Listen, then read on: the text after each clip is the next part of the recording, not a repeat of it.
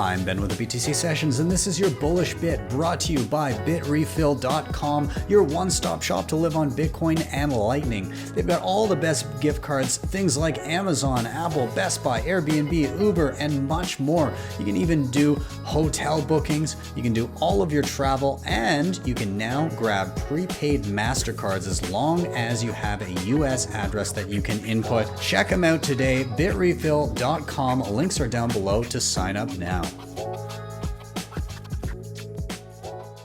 The Austrians have written a lot about this, the stages of production and the structure of production in an economy. Mm-hmm. And because it's, people have that idea like, oh yeah, we've been living above our means. And so, something's got to give. But if you think about it, like what actually happens when you allow an economy to live above its means for decades, sometimes it's easiest to just imagine a family, like imagine just a regular middle-class family, and all of a sudden they've been told you can borrow infinite amounts, as much as you want, and your interest rate is 0.5% per year, and you can do as much as you want. And so they go to town. And so what do? They build a pool in their backyard, and they start some kind of business idea, and it goes bust, but that's okay because they can borrow more. And they build a McMansion, and they buy a car for grandma and all that stuff. And then all of a sudden, at some point, you go back and say like, oh yeah, sorry guys, that 0.5%, now it's 5%. And also, mom, you get to keep your half-time job, but dad, you're going to lose your job.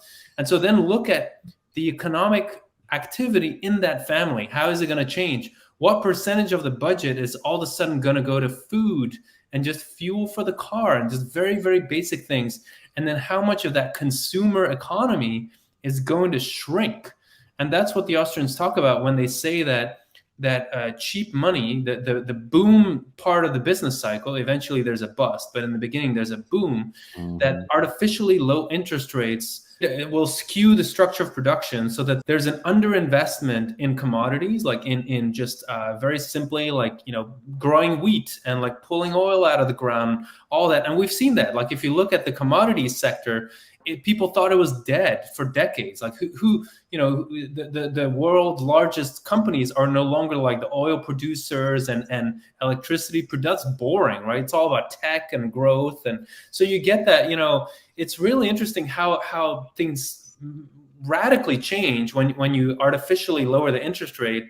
But then that means, of course, in a depression, all that gets turned back. It gets rolled back, and all of a sudden people, if you look at Weimar, which is of course extreme, but there are percentages that you can see where people all of a sudden spend like 39% of the household budget on food, like things like that. Like that's of course, that's an extreme situation, but it's so hard to explain to people that maybe just, dollar cost averaging in the S&P 500, it might not be enough to keep up with inflation even, because the S&P 500 or any average stock market is highly skewed towards consumer products, whereas what you want to have exposure to is inflation resilient assets, and that's more hard commodities, maybe like metals, just very simple stuff that is going to be the building blocks of some future economy, some future growth. But right now, we're broke. Like we shouldn't be thinking about building the next